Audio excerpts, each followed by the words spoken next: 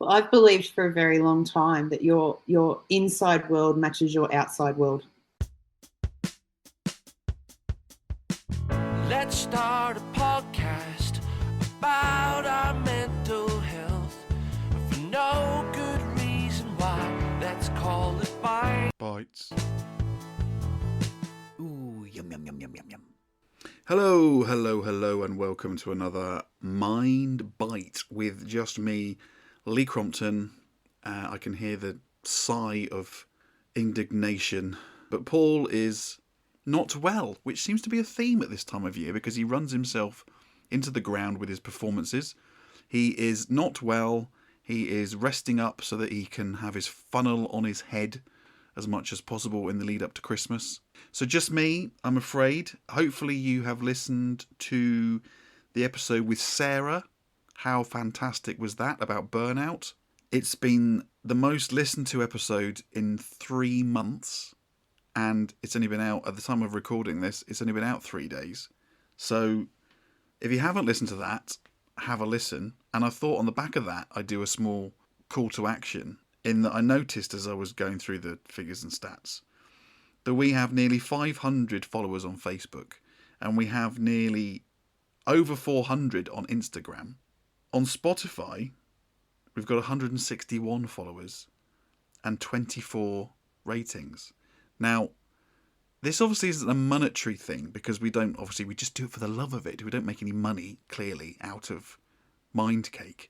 But in terms of algorithms, it really does make a difference with reach if we have more likes on Spotify and more ratings on Spotify or more followers on Spotify.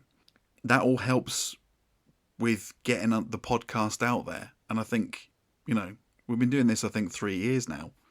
And it would be nice, one of our original aims was to just get out to as many people as possible. And just thinking of Sarah's episode, we just want to reach as many people as possible, especially this time of year, because there are many people, going back to our episode with Alistair Campbell, we're all on that spectrum somewhere. Some days we're a 2, some days we're an 8, but the more people that we can reach, the better. So let's put that in our diaries for 2026. And, even invite your friends. I think you can do that. It's dead easy to do. Invite your friends on Facebook. You press a button, invite to follow Mindcake on Facebook. Job done. If you could do that, if you could help. I just got a really nice feeling about this. For someone who's very self-deprecating, I happen to think that Mindcake isn't too bad. And if we can help 1 or 2 people along the way, great. And from the messages we're receiving, that seems to be happening. But if we could help 10 or 20 people along the way, that would be even better. So please, if you've got, I know it's a busy time of year, but if you've got time to invite your friends to follow on Facebook or follow us on Spotify if you're not already, give us a rating on Spotify, then that sort of thing really, really helps. So thank you. Anywho, I have had my sad lamp ordered. I was reluctant because I know that, oh yes, you've got ADHD, and oh yes, I've got sad as well. Another label to hit myself over the head with, or to bore people rigid with. However, there is actual scientific studies and proof behind sad lamps. And I have to say, I'm only on day 3, but it just makes, don't get me wrong, it lights up the bedroom like fucking Blackpool Eliminations, but it does seem to get the old body clock going in the morning, and you sit by that for about 20 minutes and don't look into it because it will blind you. But yeah, I have to say that it has generally improved my mood in the morning, so I will keep doing that. And yes, I thought for this Mind Bite we would have a little listen back about decluttering, because it's a time of year when potentially there's going to be more clutter in the house by the time you've opened all your prezzies. So I think sometimes it's good to have a 1 in, 1 out rule, and so your house doesn't just become overrun with crap. I'm not saying your Christmas presents are crap. I'm sure they're very nice. I'm just saying it's just stuff, isn't it? It's just more stuff. So we'll maybe have a little reminder from our episode about decluttering. Might be something if you may have listened to the first time, might give you a bit of a reminder. Anyway, here it is. If you're living in disarray, disorganization, and just crap everywhere, that has an impact. A lot of the time when I show people, if they haven't seen their house yet, I had an experience the other day where I tidied up the bedroom and then kind of made the bed, got the daughter came in and new sheets, and we put the lamp on and took a photo and took the photo to the client, and they started crying and said, it looks like a home. Mm-hmm. These people, even though we just said that it creates the same level of anxiety when they don't see their things, once they've been through the journey and been through the process, and this doesn't stop, the process doesn't stop just once you've cleaned the house either, then they need to have some, depending client to client, obviously, some ongoing support to make sure that they don't get back to that. But this is life-changing things for people. Like you've walked through your house and it's now decluttered and tidy, and you're like, oh, this is amazing. Like I feel great in here. Yeah. It's now keeping on top of it is the issue. Correct. So have you got any tips? Is that something that you give like sort of almost like an aftercare service? Have you got any tips or anything that you think particularly works? I think the 5-10 minute run around at night before going to bed. So making it almost like a disciplined routine that before you go to bed, I'll have a cup of tea on the couch or at my desk or whatever. So that cup goes away and gets washed up. If I've got anything in the drying rack on the sink, I'll put all of that away. So spending 5 or 10 minutes just going around and tidying up. So in the morning, when you wake up, you've walked out to a already tidied home. You're almost getting that dopamine hit from your past self. Yep. And you're like, hey, Lee, great work. Like the house looks awesome. Thanks for spending that 5 or 10 minutes. Yeah. Mm-hmm. And that just sets you on a really nice path for the day and reduces the ability for clutter to accumulate. Mm-hmm. Because if you're spending 5 or 10 minutes at the end of each day, then you don't have to spend an hour or two on the weekend or a whole weekend then tidying things up. Mm-hmm. I really like the 1 in, 1 out rule is great. Everything needs to have a home. So if you're going to purchase something, you already need to know where you're going to store that item. Mm-hmm. The 20-20 rule, if it's less than 20 minutes and less than $20 to replace, then it can go, unless it's something that, is really quite significant and functional in your life. I have a 6-month rule that if I haven't used something in 6 months, I'll sit down and have a really good consideration of whether I need that item. But people tend to find that keeping on top of things, like what you just said, is the hardest. So that 5 to 10 minutes of just going around each night and removing whatever it is that's lost its place throughout the day and putting that away will make the world of difference. And paper is one of the largest things that create clutter in our homes. I don't know if you guys get catalogs and mail, and like it's probably not as bad anymore because we don't get as much physical mail. And then the next day we get some more, and I'll get to that, and I'll get to that. And all of a sudden you've got a pile this high that then becomes daunting and time-consuming to go through. So if we make our worlds easier on ourselves, it doesn't give it the opportunity to get to a point where we're having to... I think you dropped out a little bit there. But, yeah, like you say, making that time, we had a thing where, like I said, I don't think it even needs to be half an hour, but we had the power half hour where we just go and blitz stuff. And it just makes such a difference because having the discipline to do it when you're at the end of the day, you've come back, made the dinner, got the kids down, and then think, oh. So, but I think 10 minutes is, like you say, is manageable.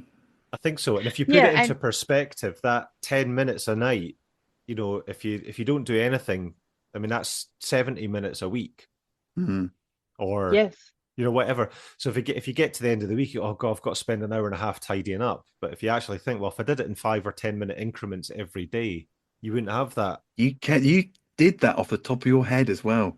His maths is awful, and he worked out that 10 minutes a day for a week is 70 minutes. I applaud you, sir. I can do maths. Well done. If you add a zero onto something, I can do that. That's Very the kind of good. maths I like. Yeah.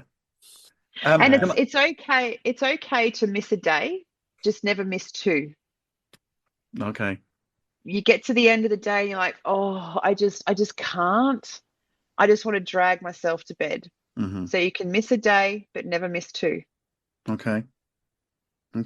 What about, can I ask a question about, I would say I struggle to, I think, is it just me, or again, it might be everybody, a sort of box of cables. Now, I don't know what they are, what they're for, but I might, well, I might need that, whether it's cables, whether it's keys, whether it's, we've all got that drawer with, I might need that at some stage. What, have you got any advice in terms of how you get over that sort of psychological hump? Just in case clutter is a problem that many people, because we don't want to be wasteful, right? And we go, oh, that box represents $50, let's say. And what if I need it in the future? When was the last time you pulled anything out of that box and used it? Are you asking me? I am asking you, yes. I think probably since we moved into the house about 15 years ago. But half the cables, I don't even know what they do, but I might need them for something.